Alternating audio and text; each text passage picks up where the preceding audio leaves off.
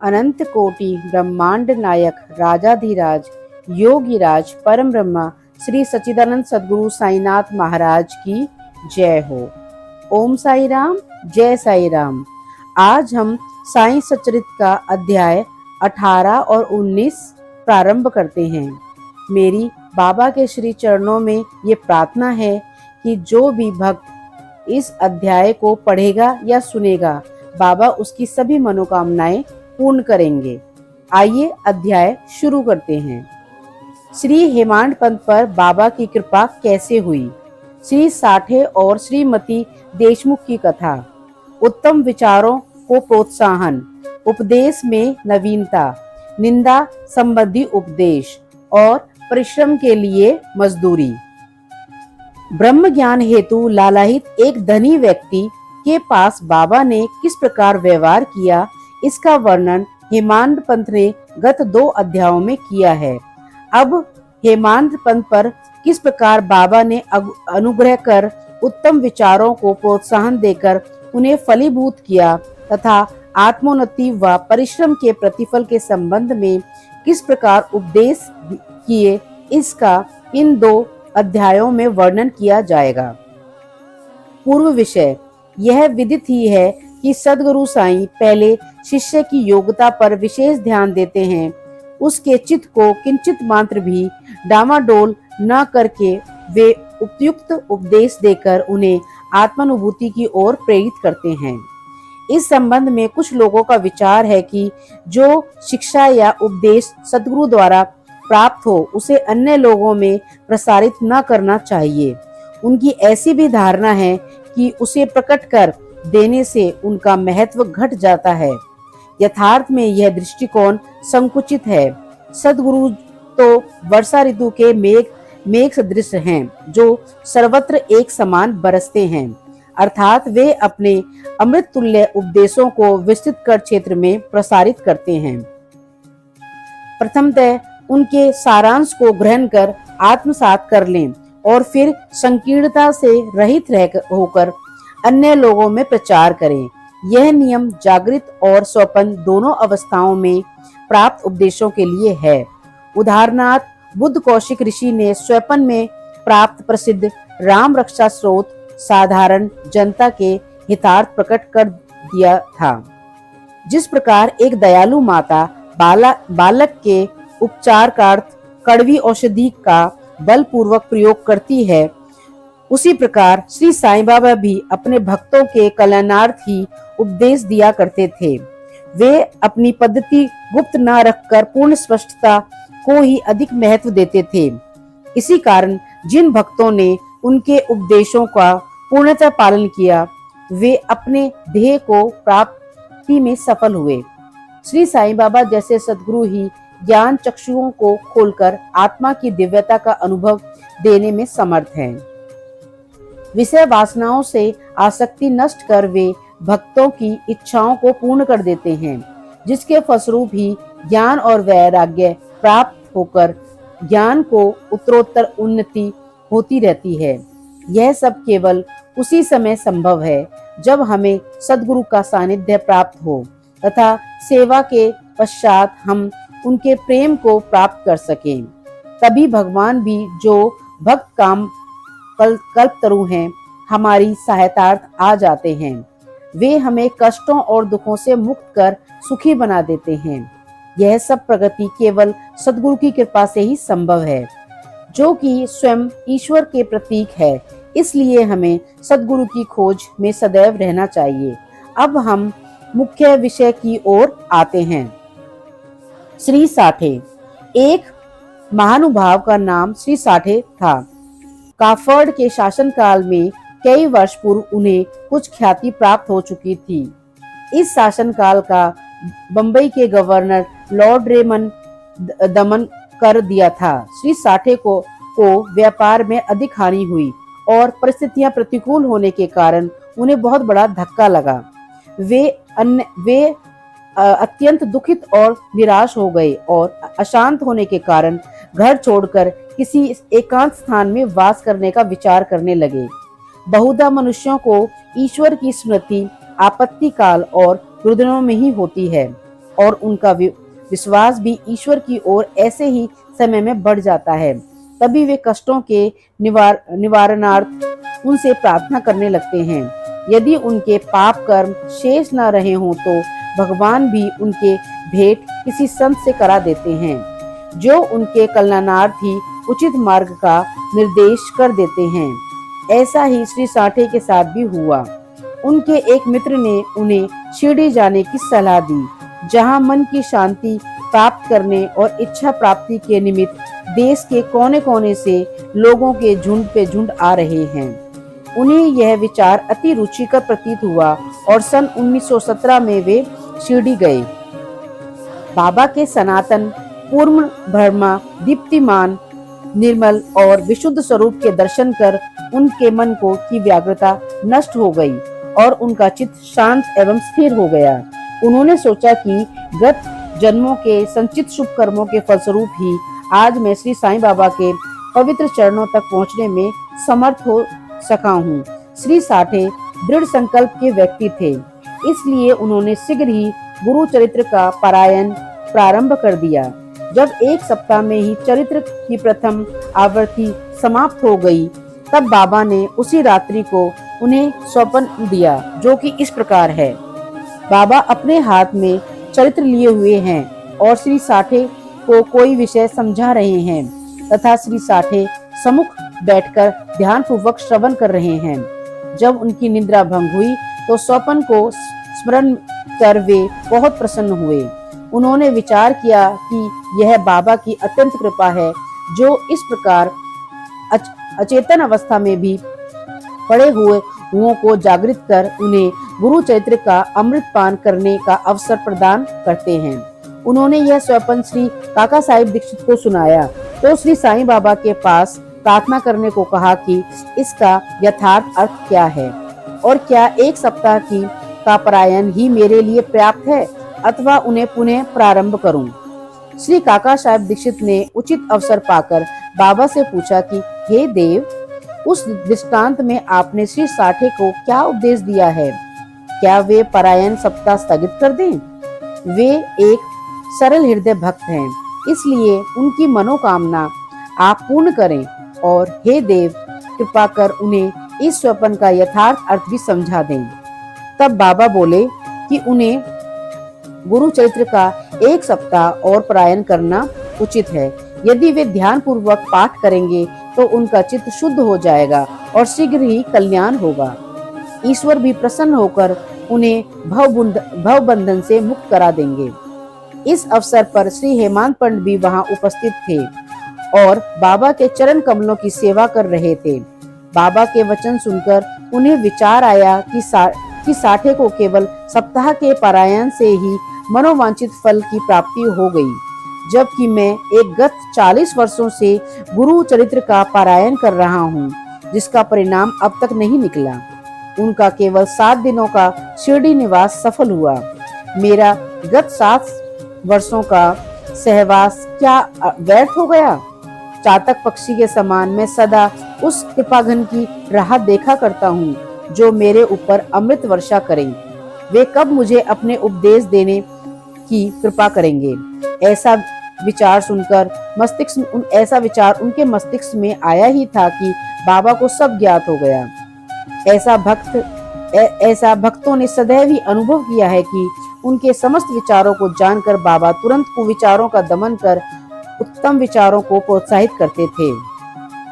हेमांत पंत का ऐसा विचार जानकर बाबा ने तुरंत ही आज्ञा दी कि श्यामा के यहाँ जाओ और कुछ समय उनसे वार्तालाप कर 15 रुपए दक्षिणा ले आओ। बाबा को दया आ गई थी, इसी कारण उन्होंने ऐसी आज्ञा दी थी। उनकी अवज्ञा करने का साहस भी किसमें था। श्री हेमांत पंत शीघ्र श्यामा के घर पहुँचे। इस समय पर श्यामा स्नान कर धोती पहन रहे थे। उन्होंने बाहर आकर हेमांत पंत से पूछा कि आप यहाँ कैसे? जान पड़ता है कि आप मस्जिद से ही आ रहे हैं, तथा आप ऐसे व्यथित और उदास क्यों हैं? आप अकेले ही क्यों आए हैं? आइए बैठिए और थोड़ा विश्राम ही कर लीजिए। जब तक मैं पूजन आदि से निवृत्त हो जाऊं, तब तक आप कृपा करके पान आदि लें। इसके पश्चात ही हम और आप सुखपूर्वक वार्तालाप करें। ऐसा कहकर वे भीतर चले गए। दालान में बैठे बैठे हेमांत पंडित की दृष्टि अचानक खिड़की पर रखी नाथ भागवत पर पड़ी। नाथ भागवत श्री एकनाथ द्वारा महाभागवत के 11वें स्कंद पर मराठी भाषा में की हुई एक टीका है। श्री साईं बाबा के आज्ञानुसार श्री बापू साहिब जोग और श्री काका साहिब दीक्षित शिरडी में नित्य भगवत गीता का मराठी टीका सहित, जिसका नाम भावार्थ दीपिका व ज्ञानेश्वरी है, यानी कृष्ण और भक्त अर्जुन संवाद, नाथ भागवत श्री कृष्ण उद्धव संवाद और एक नाथ का महान ग्रंथ भावार्थ रामायण का पठन किया करते थे। जब भक्तगण बाबा से कोई प्रश्न पूछने आते थे तो वे कभी आंशिक उत्तर देते तो कभी उनको उपयुक्त भागवत तथा प्रमुख ग्रंथों का श्रवण करने को कहते थे, जिन्हें सुनने पर भक्तों को अपने प्रश्नों के पूर्णतः संतोषप्रद उत्तर प्राप्त हो जाते थे। श्री हेमांत पंडित भी नित्य प्रति नाथ भागवत के कुछ अंशों का पाठ किया करते थे। आज प्रातः मस्जिद को जाते समय कुछ भक्तों के सत्संग के कारण उन्होंने अपना नित्य नियमानुसार पाठ अधूरा ही छोड़ दिया था। उन्होंने जैसे ही वह ग्रंथ उठाकर खोला तो अपने अपूर्ण भाग का पृष्ठ सामने देखकर उनको आश्चर्य हुआ। उन्होंने सोचा कि बाबा ने इसी कारण ही मुझे यहाँ भेजा है, ताकि मैं अपना शेष पाठ पूरा कर लूं। उन्होंने शेष अंश का पाठ आरंभ कर दिया। पाठ पूर्ण होते ही श्यामा भी बाहर आ गई और उन दोनों में वार्तालाप होने लगी। हेमांत पंडित ने कहा कि मैं बाबा का एक संदेश लेकर आपके पास आया हूँ। उन्होंने मुझे 15 रुपए दक्षिणा लाने तथा थोड़ी देर वार्तालाप कर आपको अपने साथ लेकर मस्जिद वापस आने की आज्ञा दी है। श्यामा आश्चर्य से बोले, मेरे पास तो एक फूटी कौड़ी भी नहीं है, इसलिए आप रुपयों के बदले दक्षिणा में मेरे 15 नमस्कार ही ले जाओ। तब हेमांत पंडित ने कहा, ठीक है, मुझे आपके 15 नमस्कार स्वीकार हैं। आइए अब हम कुछ वार्तालाप करें और कृपा कर बाबा की कुछ लीलाएं आप मुझे सुनाइए, जिससे मेरे पाप नष्ट हों। श्यामा बोले, तो कुछ देर बैठो। इस ईश्वर यानी बाबा की लीला अद्भुत है। कहाँ मैं एक अशिक्षित देहाती और कहाँ आप एक विद्वान। यहाँ आने तक के पश्चात तो आप बाबा की अनेक लीलाएं स्वयं देख ही चुके हैं, जिनका मैं अब मैं आपके समक्ष कैसे वर्णन कर सकता हूँ। आपका यह 5 सुपारी तो खाओ, तब तक मैं कपड़े पहन लेता हूँ। थोड़ी देर में श्यामा बाहर आए और फिर उन दोनों ने इस प्रकार वार्तालाप होने लगा। श्यामा बोले, इस परमेश्वर यानी बाबा की लीलाएं अगाध हैं, जिसका कोई पार नहीं है।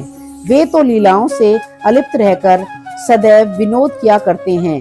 इसे हम अज्ञानी जीव क्या समझ सकें। स्वयं बाबा स्वयं ही क्यों नहीं करते। आप सरीखे विद्वान को मुझ जैसे मूर्ख के पास क्यों भेजा है। उनकी कार्य प्रणाली ही कल्पना के परे है। मैं तो इस विषय में केवल इतना ही कह सकता हूँ कि वे अलौकिक नहीं हैं, वे लौकिक नहीं हैं। इस भूमिका के साथ श्यामा ने कहा कि अब मुझे एक कथा की स्मृति हो आई है, जिसे मैं व्यक्तिगत रूप से जानता हूँ। जैसा भक्त की निष्ठा और भाव होता है, बाबा भी उसी प्रकार उनकी सहायता करते हैं। कभी कभी तो बाबा भक्त की कठिन परीक्षा लेकर ही उसे उपदेश दिया करते हैं। उपदेश शब्द सुनकर साठे के गुरु चरित्र परायण की घटना का तत्काल ही स्मरण कर हेमांत पंत को रोमांच हो आया। उन्होंने सोचा, कदाचित बाबा ने मेरे चित्त की चंचलता नष्ट करने के लिए ही मुझे यहाँ भेजा है। फिर भी अपने विचार प्रकट न कर श्यामा की कथा को ध्यानपूर्वक सुनने लगे। अब इन कथाओं का सार केवल यही था कि अपने भक्तों के प्रति बाबा के मन में कितनी दया और स्नेह है। इन कथाओं को श्रवण कर हेमांत पंत को आंतरिक उल्लास का अनुभव होने लगा। तब श्यामा ने नीचे लिखी कथा कही। श्रीमती राधाबाई देशमुख। एक समय एक वृद्धा श्रीमती राधाबाई, जो खाशाबा देशमुख की माँ थी, बाबा की कीर्ति सुनकर संगमनेर के लोगों के साथ शिरडी आई। बाबा ने श्री दर्शन कर उन्हें अत्यंत प्रसन्नता हुई। श्री साईं चरणों में उनकी अटल श्रद्धा थी, इसलिए उन्होंने यह निश्चय किया कि जैसे भी हो बाबा को अपना गुरु बना उनसे उपदेश ग्रहण किया जाए। आमरण अनशन का दृढ़ निश्चय कर अपने विश्राम गृह में आकर उन्होंने अन्न जल त्याग दिया। इस प्रकार 3 दिन व्यतीत हो गए। मैं इस वृद्धा की अग्नि परीक्षा से बिल्कुल भयभीत हो गया और बाबा से प्रार्थना करने लगा, देवा, आपने अब यह क्या करना आरंभ कर दिया? ऐसे कितने लोगों को आप यहाँ आकर्षित किया करते हैं। आप इस वृद्ध महिला से पूर्ण परिचित ही हैं, जो हठ पूर्वक आप पर अवलंबित है। यदि आपने कृपा दृष्टि कर उन्हें उपदेश न दिया और यदि दुर्भाग्यवश उसे कुछ हो गया तो लोग व्यर्थ ही आपको दोषी ठहराएंगे और कहेंगे कि बाबा से उपदेश प्राप्त न होने की वजह से उसकी मृत्यु हो गई है। इसलिए अब दया कर उन्हें आशीष और उपदेश दीजिए। वृद्धा का ऐसा दृढ़ निश्चय देख बाबा ने उन्हें अपने पास बुलाया और मधुर उपदेश देकर उसकी मनोवृत्ति परिवर्तित कर कहा कि हे माता, क्यों व्यर्थ ही तुम यातना सहन कर मृत्यु का आलिंगन करना चाहती हो? तुम मेरी माँ और मैं तुम्हारा बेटा। तुम मुझ पर दया करो और जो कुछ मैं कहूँ उसे ध्यान पूर्वक सुनो। मैं अपनी स्वयं की कथा तुम्हें कहता हूँ और यदि तुम उसे ध्यान पूर्वक श्रवण करोगी तो तुम्हें अवश्य परम शांति प्राप्त होगी। मेरे एक गुरु जो बड़े सिद्ध पुरुष थे, मुझ पर बड़े दयालु थे। दीर्घ काल तक मैं उनकी सेवा करता रहा, फिर भी उन्होंने मेरे कानों में कोई मंत्र नहीं फूका। मैं उनसे कभी अलग होना ही नहीं चाहता था। मेरी प्रबल उत्कंठा थी कि उनकी सेवा कर जिस प्रकार भी संभव हो मंत्र प्राप्त करूं, परंतु उनकी रीति ही तो न्यारी ही थी। उन्होंने पहले मेरा मुंडन कर मुझसे 2 पैसे दक्षिणा में मांगे तो मैंने तुरंत ही दे दिए। यदि तुम प्रश्न करो कि मेरे गुरु जब पूर्ण निष्काम थे तो उन्हें पैसे मांगना क्या शोभनीय था और फिर उन्हें विरक्त भी कैसे कहा जा सकता था? इसका उत्तर केवल यह है कि वे कंचन को ठुकराया करते थे, क्योंकि उन्हें उसकी स्वपन में भी आवश्यकता नहीं थी। उन 2 पैसों का अर्थ था, पहला दृढ़ निष्ठा और दूसरा धैर्य। जब मैंने ये दोनों वस्तुएं उन्हें अर्पित कर दी तो वे अत्यंत प्रसन्न हुए। मैंने 12 वर्ष के उनके श्री चरणों में सेवा में व्यतीत किए। उन्होंने भी मेरा भरण पोषण किया, अतः मुझे भोजन और वस्त्रों का कभी कोई अभाव नहीं था। वे प्रेम की मूर्ति थे, अथवा यूं कहें कि वे प्रेम के साक्षात अवतार थे। मैं उनका वर्णन कैसे कर सकता हूँ, क्योंकि उनका तो मुझ पर अधिक स्नेह था और उनके समान कोई विरला ही गुरु मिलेगा। जब मैं उनकी ओर निहारता तो मुझे ऐसा प्रतीत होता कि वे गंभीर मुद्रा में ध्यान मग्न हैं, और जब हम दोनों आनंदित हो जाते थे, 8 पहर में एक तक उनके ही श्रीमुख की ओर निहारा करता था। मैं भूख और प्यास की सुध-बुध खो बैठा। उनके दर्शनों के बिना मैं अशांत हो उठता था। गुरु सेवा की चिंता के अतिरिक्त मेरे लिए और कोई चिंतनीय विषय या पदार्थ नहीं था। मुझे तो सदैव उन्हीं का ध्यान रहता था, अतः मेरा मन उनके चरण कमलों में ही लीन हो गया। यह हुई 1 पैसे की दक्षिणा। धैर्य है दूसरा पैसा। मैं धैर्य पूर्वक बहुत काल तक प्रतीक्षा कर गुरु सेवा करता रहा। यही धैर्य तुम्हें भी भव सागर से पार उतार देगा। धैर्य ही मनुष्य में मनुष्यत्व है। धैर्य धारण करने से समस्त पाप और मोह नष्ट होकर हर प्रकार के संकट दूर होते और बह जाता रहता है। इसी प्रकार तुम्हें भी अपने ध्येय की प्राप्ति हो जाएगी। धैर्य तो गुणों की खान व उत्तम विचारों की जननी है। निष्ठा और धैर्य 2 जुड़वा बहनों के समान ही हैं, जिनमें परस्पर प्रगाढ़ प्रेम है। मेरे गुरु मुझसे किसी वस्तु की आकांक्षा नहीं रखते थे। उन्होंने कभी मेरी उपेक्षा नहीं की, वरन सदैव रक्षा करते रहे। यद्यपि मैं सदैव उनके चरणों के समीप ही रहता था, फिर भी कभी किन्हीं अन्य स्थानों पर यदि चला जाता तो मेरे प्रेम में कभी कमी नहीं हुई। वे सदा मुझ पर कृपा दृष्टि रखते थे। जिस प्रकार कछुवी प्रेम दृष्टि से अपने बच्चों का पालन करती है, चाहे वे उसके समीप हों अथवा नदी के उस पार, सो है माँ। मेरे गुरु ने तो मुझे कोई मंत्र सिखलाया ही नहीं, तब मैं तुम्हारे कान में कैसे कोई मंत्र फूंकूं। केवल इतना ही ध्यान में रखो कि गुरु की कोई भी कछुई के समान ही प्रेम दृष्टि से हमें संतोष प्राप्त होता है। इस कारण व्यर्थ में किसी से उपदेश प्राप्त करने का प्रयत्न न करो। मुझे ही अपने विचारों और कर्मों का ध्येय बना लो और तब तुम्हें निसंदेह ही परमार्थ की प्राप्ति हो जाएगी। मेरी ओर अनन्य भाव से देखो तो मैं तुम्हारी ओर ही वैसे ही देखूंगा।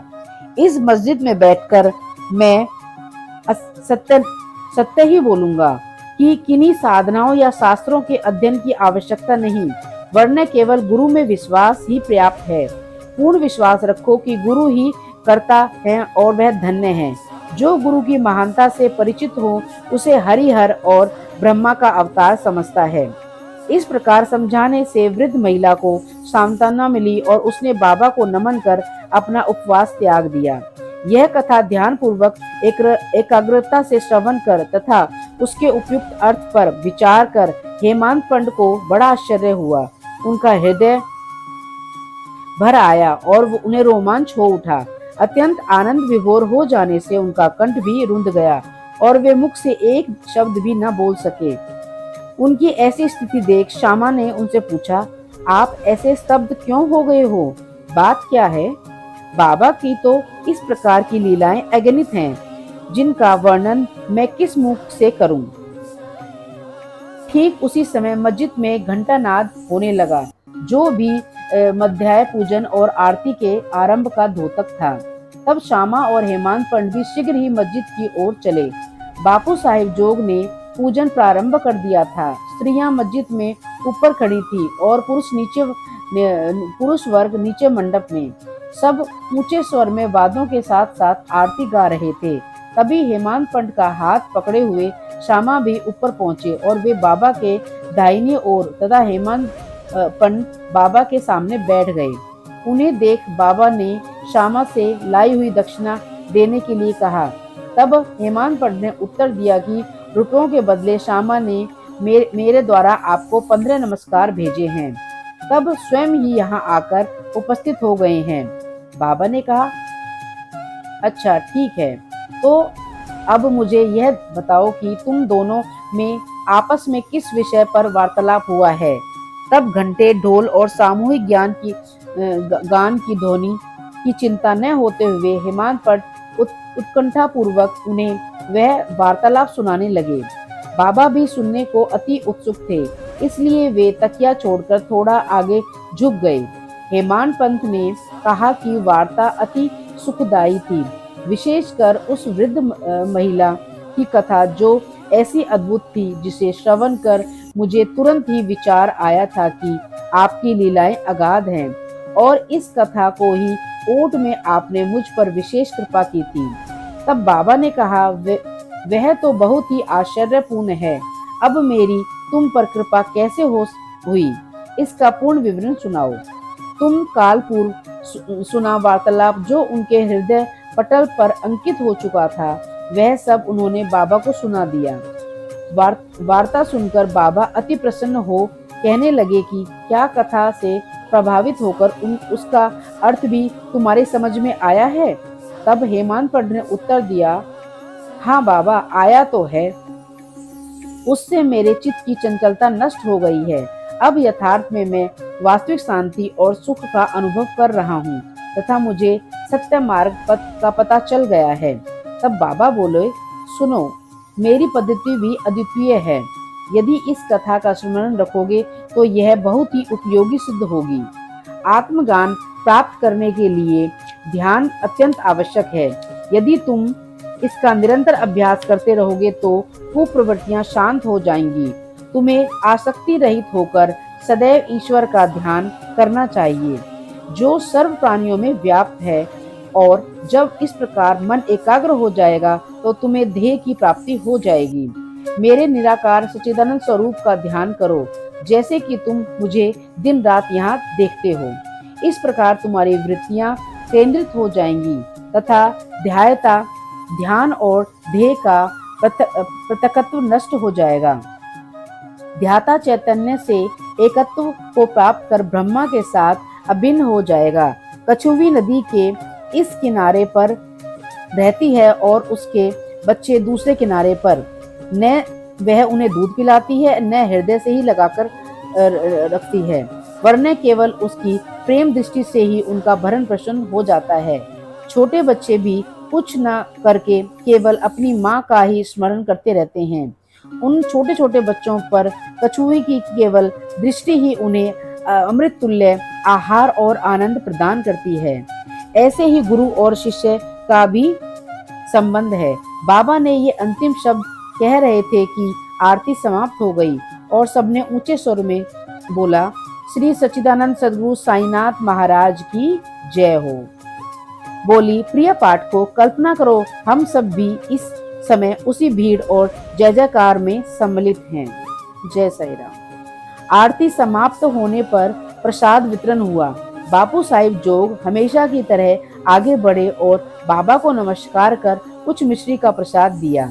यह मिश्री हेमांत पंड को देकर वे बोले, यदि तुम इस कथा को अच्छी तरह से सदैव स्मरण रखोगे तो तुम्हारी भी स्थिति इस मिश्री के समान मधुर होकर समस्त इच्छाएं पूर्ण हो जाएंगी और तुम सुखी हो जाओगे। हेमांत पंत ने बाबा को साष्टांग प्रणाम किया और स्तुति की कि प्रभु इसी प्रकार दया कर सदैव मेरी रक्षा करते रहो। तब बाबा ने आशीर्वाद देकर कहा कि इन कथाओं को श्रवण कर, नित्य मनन तथा निधिध्यासन कर तत्व को ग्रहण करो, तब तुम्हें ईश्वर का सदा स्मरण कर ध्यान बना रहेगा और वह स्वयं तुम्हारे समक्ष अपने स्वरूप को प्रकट कर देगा। प्यारे पाठकों, हेमांत पंड को उस समय मिश्री का प्रसाद भली भांति मिला जो आज हमें इस कथामृत के पान करने का अवसर प्राप्त हुआ। आओ हम भी इस कथा का मनन करें तथा उनका सार ग्रहण कर बाबा की कृपा से स्वस्थ और सुखी हो जाएं। 19वें अध्याय के अंत में हेमांत पंड ने कुछ और भी विषयों का वर्णन किया जो यहाँ दिए गए हैं। अपने बर्ताव के संबंध में बाबा का उपदेश। नीचे दिए हुए अमूल्य वरन सर्वसाधारण भक्तों के लिए हैं और यदि उन्हें ध्यान में रखकर आचरण में लाया जाए तो सदैव ही कल्याण होगा। जब तक किसी ने कोई पूर्व नाता या संबंध ना हो तब तक किसी के समीप वह नहीं जाता।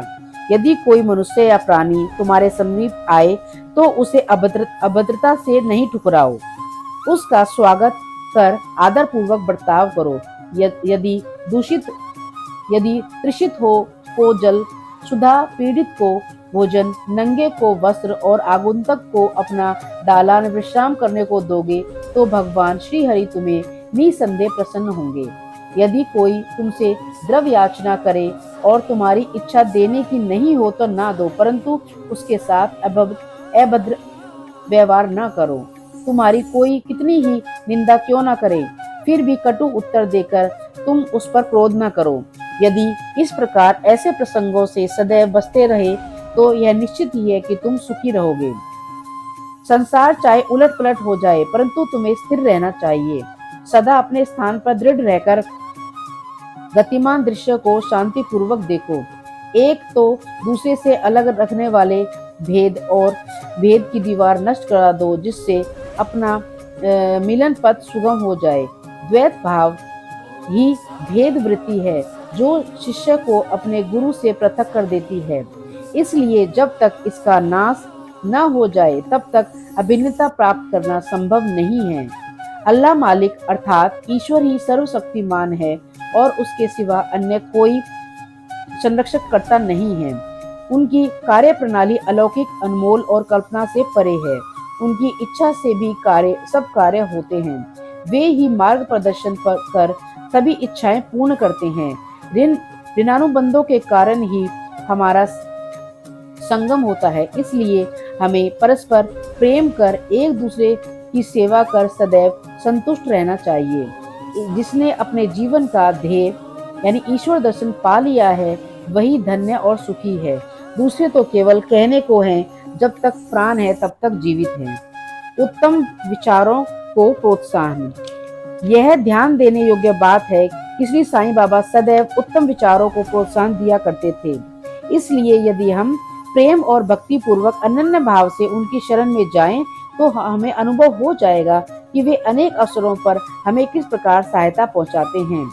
किसी संत का कथन है कि यदि प्रातः काल तुम्हारे हृदय में कोई उत्तम विचार उत्पन्न हो और यदि तुम उसका स्मरण दिन भर करो, तो वह तुम्हारा विवेक अत्यंत विकसित और चित्त प्रसन्न कर देगा। हेमाड पंत भी इसका अनुभव करना चाहते थे। इसलिए इस पवित्र शिरडी भूमि पर अगले गुरुवार के समूचे दिन नाम स्मरण और कीर्तन में ही व्यतीत करूं, ऐसा विचार कर वे सो रहे थे।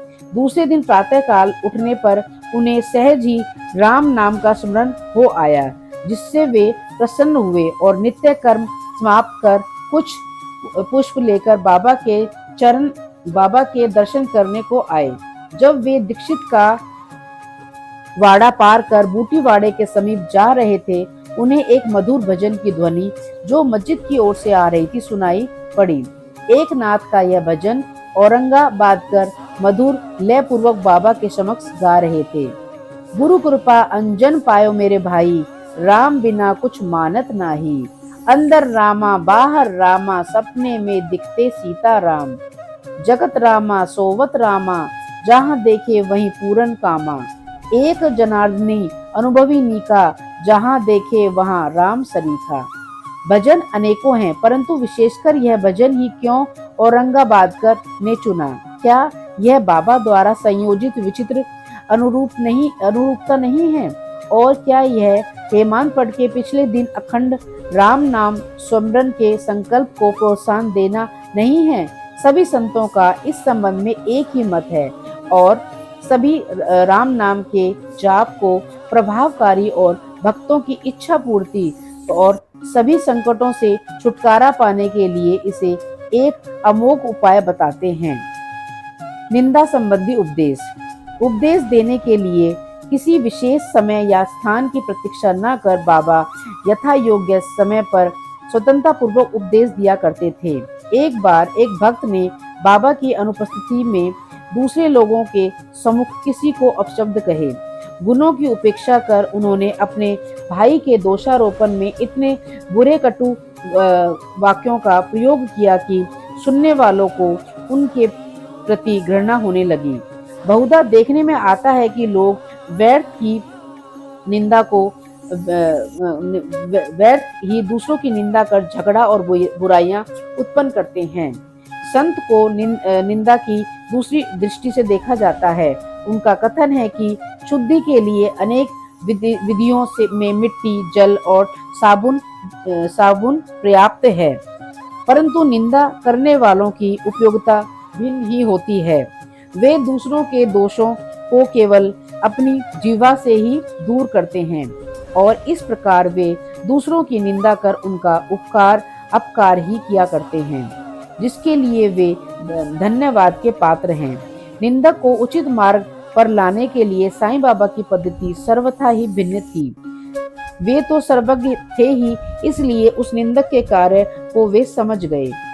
मध्यकाल में जब वे लेंडी के समीप उनसे भेंट हुई, तब उन्होंने विष्ठा खाते हुए एक सुअर की ओर उंगली उठाकर उनसे कहा कि देखो वह कितने प्रेम पूर्वक विष्ठा खा रहा है। तुम जी भरकर अपने भाइयों को सदा अपशब्द कहा करते थे और वह तुम्हारा आचरण भी ठीक उन्हीं के सदृश ही है। अनेक शुभ कर्मों के परिणाम स्वरूप ही तुम्हें मानव तन प्राप्त हुआ और इसलिए यदि तुम इसी प्रकार आचरण किया तो शिरडी तुम्हारी सहायता ही क्या कर सकेगी। भक्त ने उपदेश ग्रहण कर लिया और वहां से चला गया।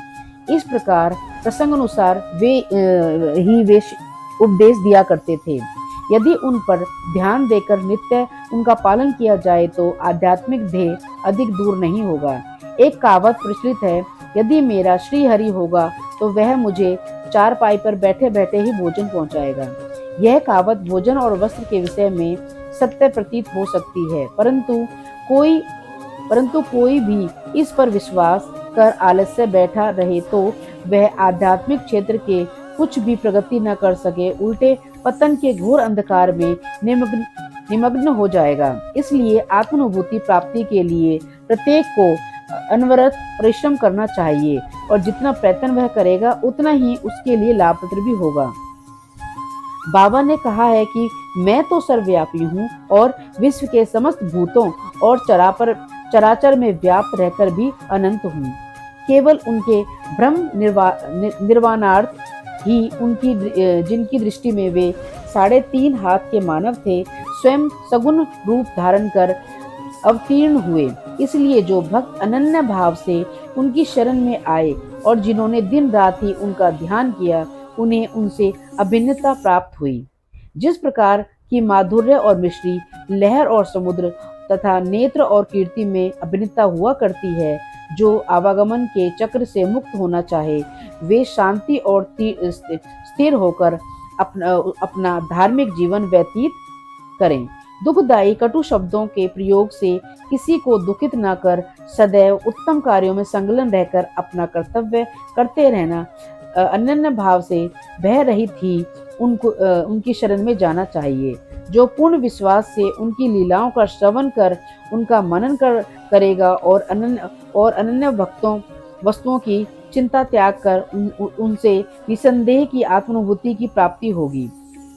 इसलिए उन्होंने अनेकों से नाम का जप कर अपनी शरण में आने को कहा, जो यह जानने को उत्सुक थे कि मैं कौन हूँ। बाबा ने उन्हें भी लीलाएं श्रवण और मनन करने का परामर्श दिया।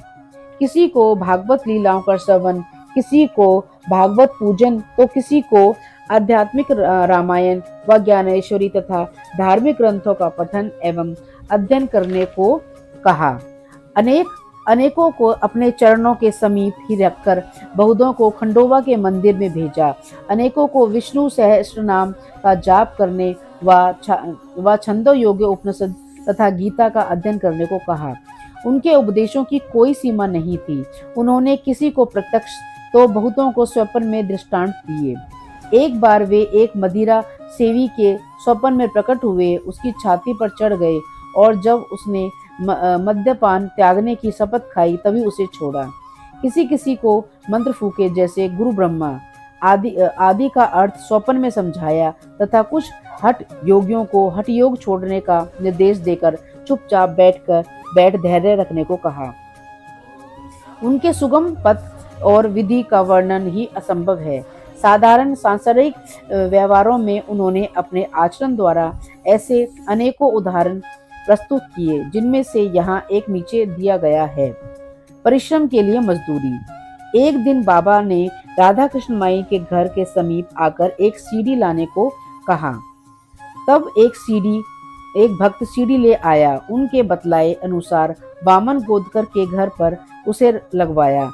वे उनके घर पर चढ़ गए और राधा कृष्ण माई के छप्पर पर से होकर दूसरे छोर से नीचे उतर गए। इसका अर्थ किसी की समझ में नहीं आया। राधा कृष्ण माई इस समय ज्वर से कांप रही थी, इसलिए हो सकता है उनका ज्वर दूर करने के लिए ही उन्होंने ऐसा किया हो। नीचे उतरने के पश्चात शीघ्र ही उन्होंने सीढ़ी लाने वाले को 2 रुपए पारिश्रमिक स्वरूप दिए। तब एक ने साहस कर उनसे पूछा कि इतने अधिक पैसे देने का क्या अर्थ है। उन्होंने कहा कि किसी से बिना उसके परिश्रम का मूल्य चुकाए कार्य नहीं कराना चाहिए और कार्य करने वाले को उसके श्रम का शीघ्र निपटारा कर उदार हृदय से मजदूरी देनी चाहिए। श्री सद्गुरु साईनाथम प्रणमस्तु शुभम भवतु। अनंत कोटि ब्रह्मांड नायक राजाधिराज योगीराज परम ब्रह्म श्री सच्चिदानंद सद्गुरु साईनाथ महाराज की जय हो। ओम साई राम, जय साई राम।